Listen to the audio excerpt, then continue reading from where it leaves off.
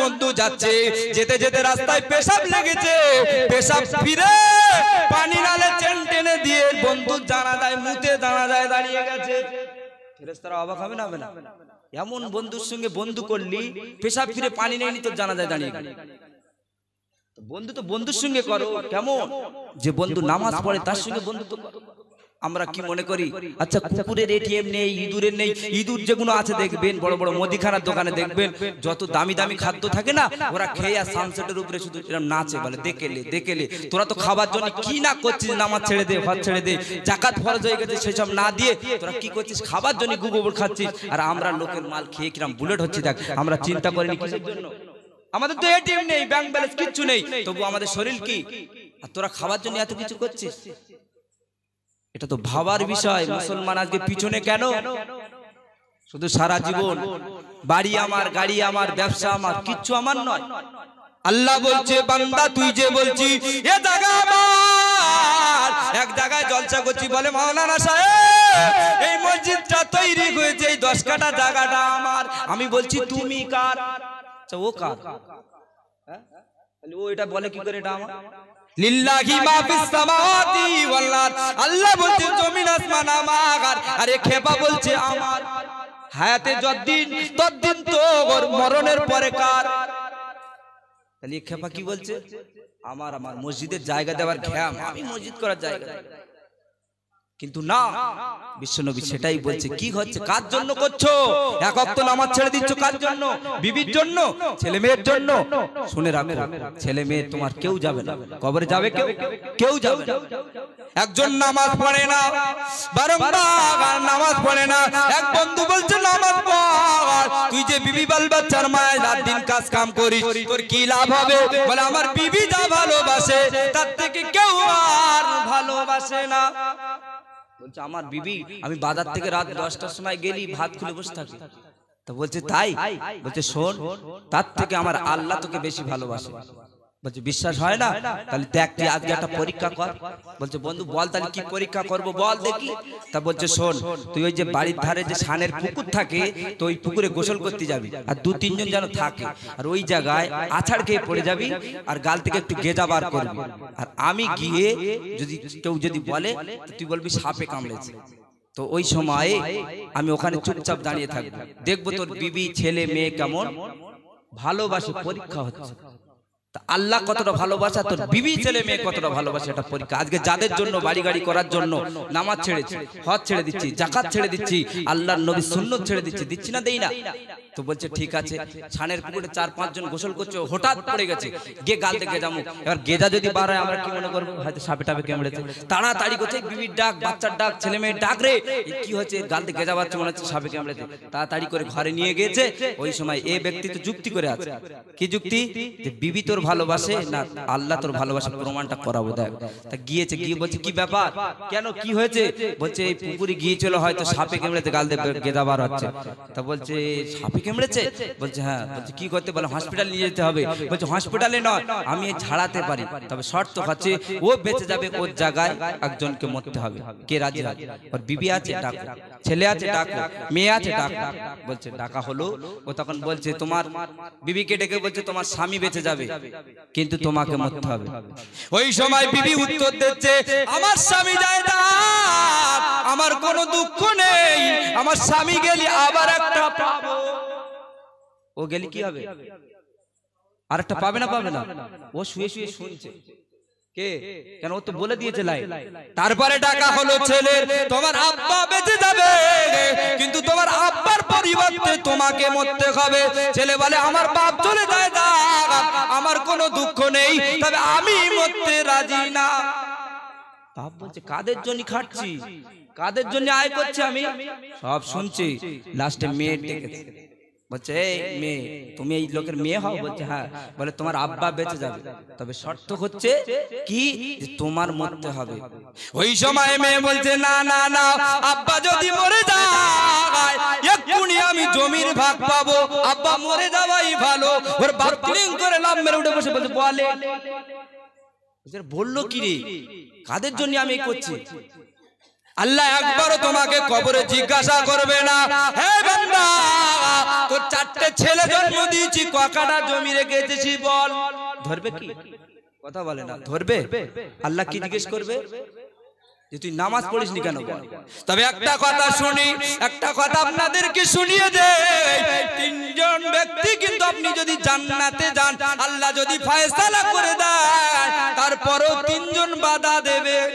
কজন? কথা বলেন। আপনার জান্নাতের ফয়সালা হয়ে গেছে, আপনি আনন্দের সঙ্গে জান্নাতে যাবেন, 3জন উসে পিছনে ঢুকে দাঁড়াবে। কারা 3জন? কারা জানেন কি? 1 নম্বরে বিবি দাঁড়িয়ে যাবে। কে দাঁড়িয়ে যাবে? বিবিকে আল্লাহর কাছে বলবে, আল্লাহ শুনেছি আমার স্বামী জান্নাতে যাচ্ছে, যাক আমার কোনো দুঃখ নেই, আমার স্বামীর যত সেবা যত্ন রান্না বান্না আমি করেছি না করিনি? করেছি। আমার স্বামী যখন নামাজ পড়তে যেত, একবার নামাজের কথা বলতো না। আল্লাহ যদি আমার নামাজের কথা বলতো, তাহলে হয়তো আমি বিবি নামাজ পড়তাম, আজকে হয়তো আমার এই দৃশ্য দেখতে হতো না। আল্লাহ বলবে, দে এর থেকে কি নেকি কেটে বিবি দিয়ে দে।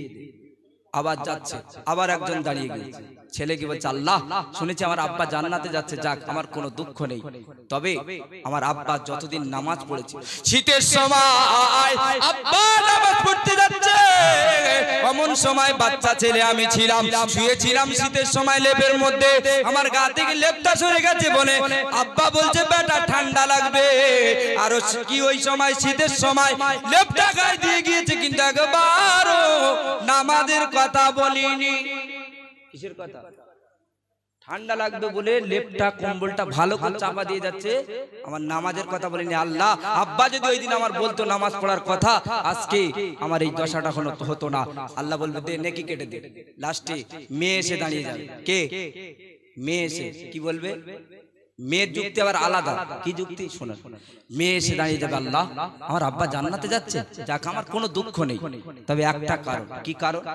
আব্বা জান্নাতে যাচ্ছে, যাক আল্লাহ আমার আব্বা যে ছেলেকে বিবাহ দিয়েছিল, সেই ছেলেটা দাঁড়িয়ে পেশাব করতো, একদিনও নামাজও পড়তো না, আমাকে নামাজ পড়ারও কথা বলতো না।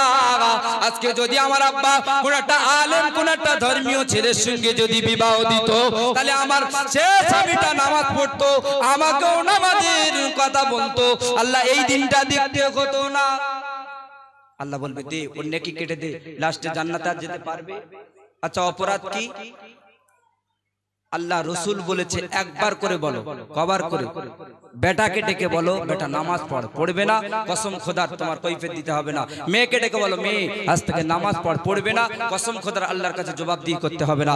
ছেলেকে ডেকে বলো, ছেলে নামাজ পড়, পড়বে না আল্লাহর কাছে জবাবদিহি করতে হবে না। কেন করতে হবে না?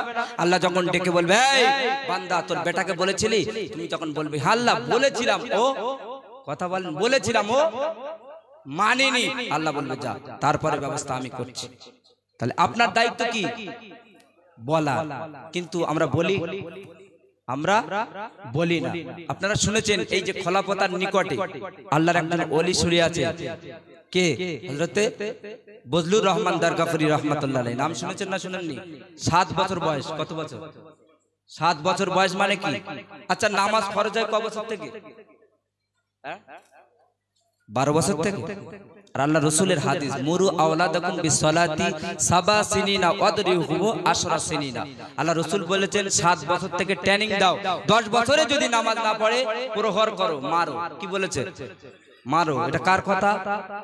নবীর কথা। তো আমরা ট্রেনিং দিচ্ছি? দেইনি। আর বজলুর রহমানের মা কি করছে দেখুন, 7 বছর বয়স, বাচ্চা তখন খেলার বয়স, তো খেলতে চলে গেছে, জোহরের নামাজের ওয়াক্ত পার হয়ে গেছে, নামাজ পড়েনি, এসে বলছে মা ভাত দাও। আচ্ছা মা কি করবে? ভাত দেবে না দেবে না? কথা বলে। মার কাছে এসে বলছে, মা খিদে লেগেছে ভাত দাও। ওই সময় আম্মা বলছে, বেটা বজলুর রহমান, ও বজলুর রহমান, জোহরের নামাজ কি আদায় করেছো নাকি? করেছে কি? করেনি। বলছে ওই জায়গায় দাঁড়িয়ে যাও। বলছে ওই জায়গায় দাঁড়িয়ে যাও। দাঁড়িয়ে গেল। মা কোথা থেকে দুটো ইট এনে ওই দুই বাচ্চার হাতে, বজলুর রহমানের বাচ্চার 2 হাতে তুলে দিয়েছে। দুটো ইট ভার না? ভার না? কথা বলে না, ভার তো। এবার ওই 7 বছরের ছেলের ক্ষমতা আছে রাখা? মা কি বলছে, ও বাবা বজলুর রহমান, এই ইট যদি পড়ে যায় সাজারও দ্বিগুণ হবে। কত? কেন? অপরাধ কি? জোরে নামাজ পড়ে নিয়েছে, ভাত চাচ্ছে, মা বলছে দাঁড়া তোর ব্যবস্থা করছি। আর আমাদের বেটাদের দেখবি মাদ্রাসা মুক্তবে আরবি পড়ায় না ইমাম সাহেবরা পড়ায় না, ওই না পড়তে গেলে মারে না, আর প্রাইভেটে না গেলে খুঁজে বার করে কোথায় গেছে রে ছেলেটা, 200 টাকা করে টিউশনি দিতে হচ্ছে, ধরে আনতো।